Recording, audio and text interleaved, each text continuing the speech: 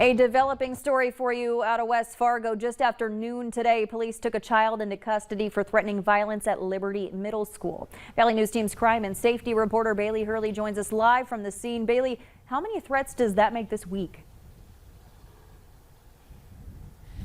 Stacey, this marks number 4. West Fargo police say that the first came in on Monday night at Cheney Middle School, and 2 students have so far been arrested and charged in that case. 2 more threats came in to officials last night, one aimed towards Heritage Middle School, the other one aimed towards Liberty Middle School. Now, Stacey, I want to make it clear that last night's threat at Liberty Middle School is not the same as this morning's threat at Liberty Middle School. Police say that the threat was made on Snapchat around 11:30 this morning. Police say within an hour they had that student arrested. Police say that student indicated to them that they had no intention of carrying out that threat of violence. But of course, this has been a very tumultuous and anxiety-ridden week for West Fargo students and families. And of course, that safety concern and threat of violence warrants an arrest. Police say that at this time they do plan on forwarding charges to the Cass County State's Attorney's Office for felony charges of terrorizing. At this point, we don't know what that Snapchat says. We don't know what sort of photos were depicted in that Snapchat. We will continue to keep you updated. For now, live in West Fargo, Bailey Hurley, Valley News Live. Bailey, thanks so much for that live report. A student in Pembina County also arrested and charged with terrorizing in connection to a potential threat this week. We'll continue to follow both those stories and provide updates right here on Valley News Live. 2 students arrested today at Bagley High School. According to the Clearwater County Sheriff, one of the students made a comment about taking the school resource officer's gun. When administrators tried to address that comment, they say another student got involved and the situation escalated. Police say the students were combative and refused to cooperate, so they were handcuffed and removed from the school. The county attorney there is reviewing the situation to determine if charges will be filed. We'll continue to update you on this story as well. A mild melt today could mean for some slick roads. Hutch, how's it looking out there? Stacey, thanks so much. Yeah, there are areas where things continue to be pretty icy out there, so take it cautiously. But take a look at the warm-up we enjoyed today. Peak temperatures, Sisseton, 40 degrees, a lot of mid-30s, and southeast North Dakota. Now, Fargo, we did make it to 34, and Grand Forks just a degree cooler than that for high temperatures today. Made their way into the mid-30s in Hallock, low 30s, so through northwest and north central Minnesota. Here's a look at 24-hour change in temperatures, anywhere from 5 to 15 degrees warmer from the valley and points east for our day today. All in all, not bad, a nice warm up, but we're cooling down fairly quickly. Where skies are clear, the wind is calm. It's dropping very quickly up in the Langdon area, 16 there. Right now, Bemidji has 27, and that's the same thing we have in Detroit Lakes.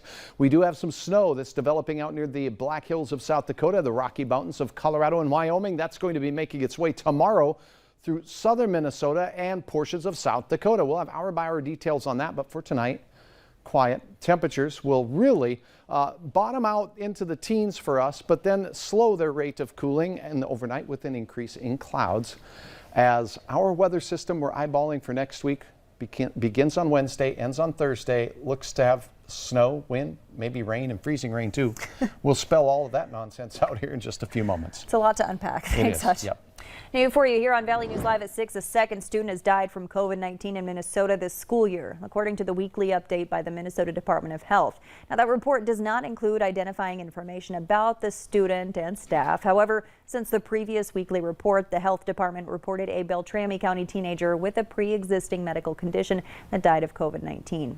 The state health department says 3 students have died of COVID infections associated with schools since the pandemic began. 18 school staff members have also died, including 10 in this current school year. A pickup has major damage after crashing at a railroad crossing south of Castleton today. The North Dakota Highway Patrol says Trevor Altman was cited for not stopping at a railroad crossing. He was driving south on Highway 18, and he says he didn't see the oncoming train, the stop arm, or the flashing red lights. Altman swerved into the crossing arm at 65 miles per hour. That crossing arm then hit the oncoming train. The truck had to be towed from the scene. Altman was not hurt, and the 2 people in the train are also okay.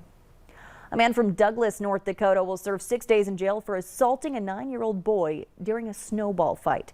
Prosecutors say 2 years ago, 70-year-old Gordon Van Hassel knocked the boy to the ground and repeatedly hit and kicked him after getting hit by a snowball. Van Hassel claims a group of kids were throwing snowballs and rocks at him and his dog. He agreed to plead guilty to a lesser charge. A Canadian man has been sentenced to 6.5 years in federal prison after he was pulled over in Minnesota earlier this year with dozens of guns in his vehicle. The United States Attorney's Office says Dane Sitladine was convicted of being an unlawful alien in possession of firearms. The criminal complaint says a trooper pulled over at Musée-Milledoux and Sitladine near Fergus Falls on January 10th after they were clocked speeding nearly 100 miles per hour. The trooper asked to search the vehicle after smelling marijuana, which they consented to, but asked that none of their bags be searched.